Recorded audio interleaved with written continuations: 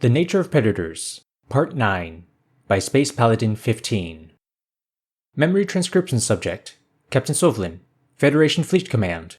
Date, Standardized Human Time, August 21st, 2136. A contingent of Federation soldiers blasted into the patrol ship, keen to unravel its secrets. I was relieved that Vanille opted not to barricade the main hatch. With their recent obstinance, I figured they make our entry a drawn-out process. There were 5 others beside myself, a crowd for the tiny ship. It took a few moments for my eyes to adjust to the dim lighting. There didn't appear to be substantial damage to the ship's interior, but I didn't hear any vocalization from the occupants. It became a priority to locate the passengers and determine if they needed medical attention. I spotted Vanille slumped in the rear seat, with blood dripping down his forehead. Judging by the wound's location, his head was tossed into the ship's frame during one of the Oxer's strikes. It was possible he had been knocked out prior from fear or shock. Those injuries required extensive treatment if it was severe enough for him to remain unconscious. The sound of heavy breathing drew my attention, and my eyes darted towards the pilot's chair. The creature's form was mostly void of fur, if the bits of pinkish skin that peeked through its garments were an indicator. The sole hair clump was a mop of red fuzz on its head, which cut off near its neckline. With its back to us, I couldn't make out any more about its features. Was this the species that docked at the station earlier? It didn't look like any life form I stumbled across in my travels, so that ruled it out as being a Federation member. Something about it made my skin crawl. Maybe it was just the lack of hair that made it look freakish. Its skin looked soft, lacking any sort of natural armor or defenses. Its stature wasn't impressive either, only a touch taller than myself. "What are you?" I growled. I'm Marcel. Just a guy. Nice to meet you," he offered. "Please, help Slanik. He's injured." I sighed in irritation. "Fine, but why the fuck weren't you answering our hails? We almost blasted you out of the sky." I didn't know how to use the comm system. My buddy was unconscious, in shock, I think." Marcel's voice was low and breathy. He seemed to be hyperventilating. "This was my first time flying one of these." "You never flown one of these ships before, and you fly like that." "Like what?" "Never mind. Turn around and come with us." I can't do that." How dense could a person be? This was not a negotiation. These two were in no position to argue with us. My boarding notification was explicit enough in stating that they were our prisoners, not our guests. My attempts to be sensitive and not wave guns around the second we stepped in clearly hadn't paid dividends. "Marcel, I wasn't asking," I hissed. "If you expect us to help your friend, you better comply." "Let's just, talk for a moment. Okay?" The peculiar pilot raised his hands over his head slowly, but kept his head pointed toward the viewport. "Listen, I'm not your enemy. I don't want you to shoot me. I don't want to hurt you, or whatever it is you all say." "You think you can hurt us? You are surrounded and alone." "No, that's not what I'm saying. I'm just not like the Oxer. We're on the same team. Okay?" "What is this nonsense? Your rambling is madness. Don't tell me you're going into shock too." Marcel drew a shaky breath and turned his head slowly toward us. The crewmates nearest to him staggered backward, reaching for her weapon. She tripped over the lifeless Slanik in her retreat and discharged her weapon in a panic.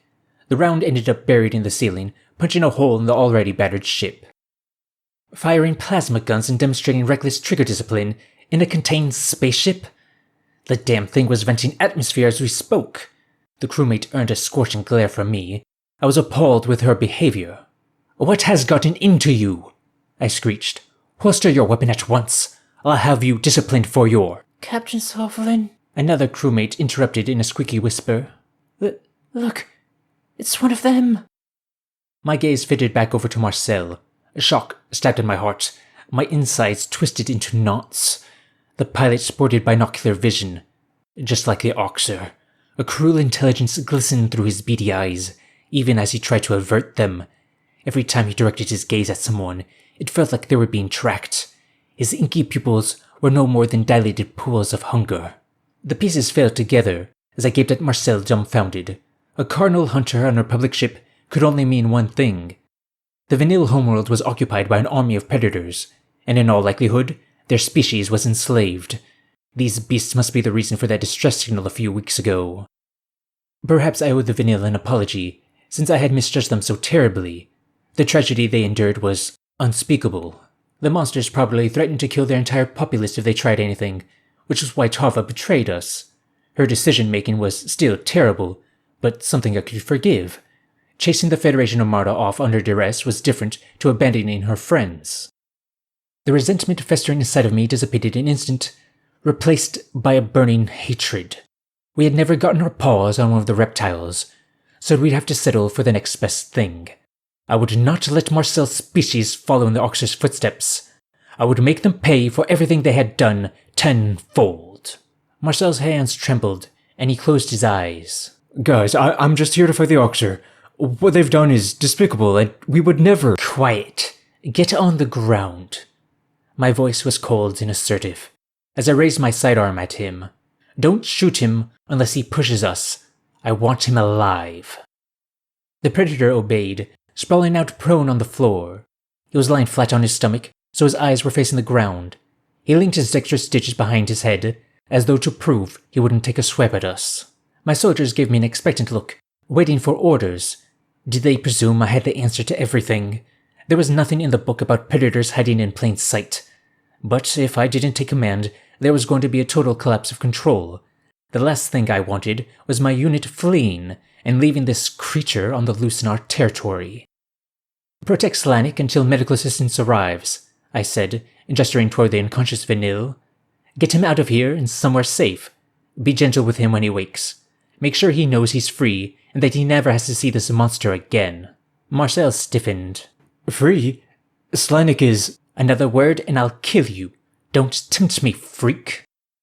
Summoning my innermost courage, I approached the predator with a pair of restraints. There was no other person I trusted not to freak out if he twitched or spoke. The creature didn't move, only sucking in erratic breaths. His submissive behavior was odd, but he could be baiting me within proximity. I needed to keep my wits about me and stay prepared for a surprise attack. I knelt down over Marcel's back, pinning him to the ground with my hind legs. One paw held the barrel of my pistol against his neck, while the other paw reached for his hands. The sensation of my fur brushing his skin made me flinch. I couldn't snap the manacles around his wrist fast enough. Behind us, two crewmates crouched by Slanik, shooting glances toward the predator as they did. It was apparent they wanted to get as far away from him as possible.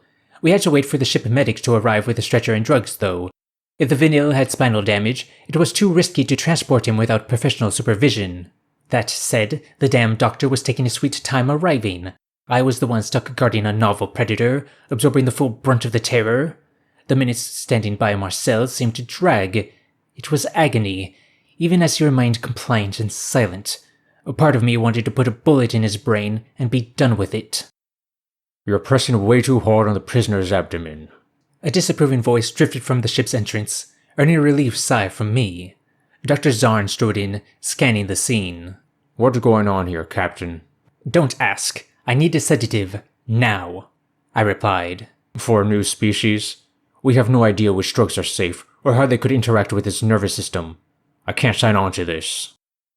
I rolled Marcel onto his back, and Zarn's eyes widened. The doctor dropped his kit on the floor and stood frozen for several seconds. It took a pointed cough from me to snap him out of his stupor. The medic drew a shuddering breath, trying to compose himself. He was quivering as he filled the syringe and inched toward us like he was on cracked ice. I extended an arm as far as I could and snatched the sedative from his outstretched paw. Zarn darted back to a safer distance, muttering several curses. He gave Slanik a brief examination, feeling the vertebrae of his spine. At the doctor's go-ahead, the soldiers moved the Vanille onto a stretcher. My eyes shifted back to the predator, whose gaze bored directly up into my skull. Turning him over for the doctor to see might not have been the best idea, since it meant his face was visible again. Well, Marcel wasn't going to sedate himself, was he?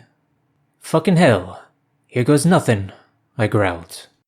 I found a large vein in the predator's neck and brought the syringe toward it. Marcel shrank back into the floor, possibly mistaking the pointed blade for a weapon.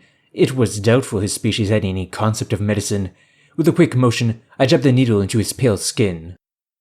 Marcel winced, and those awful eyes flickered shut. I finally allowed myself to feel my emotions and doubled over, panting. My gun slipped from my paws. It took everything to bite back a scream. I couldn't lose my composure in front of the crew. Captain, listen. You've had a terrible shock, and the most exposure of anyone. Dr. Zahn said in a soft tone. Let your first officer step in.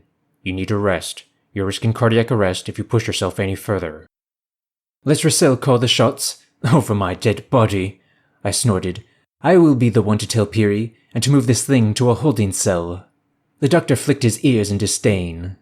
Yes, it's a terrible creature. I didn't think any humans were still alive. Any what? Humans. Well, that's what it is. We knew about these demons before. Indeed. You know the predator race we discovered after the Oxer? The Federation glosses over it, but surely you've heard it mentioned. The extinct ones. Clearly not that extinct. We were certain humans killed themselves off, though. The number of explosions on their planet was astronomical. It was a fitting end for a species that tormented each other and lived in constant battle. What do you think they've done to the Vanille? Humans are conquerors who derive pleasure from dominating others. That is what their explorers have always done on their homeworld. They are aggressive, brutal, and territorial. Every bit as savage as the Greys. You can fill in the blanks, Captain. Dear stars, I should wonder how you know such detail, Doctor. Enough to recognize one. I researched humans for my bioethics thesis. Of course you did, I said in a derisive tone. I bet you argued it was worth saving them because a doctor's oath is to saving all lives. On the contrary, the Federation developed plans to raise their planet, Earth, which were scrapped after the presumed extinction. My paper argued that some animals are not worth saving, that not all life is equivalent. Killing humanity would have been justified for the greater good.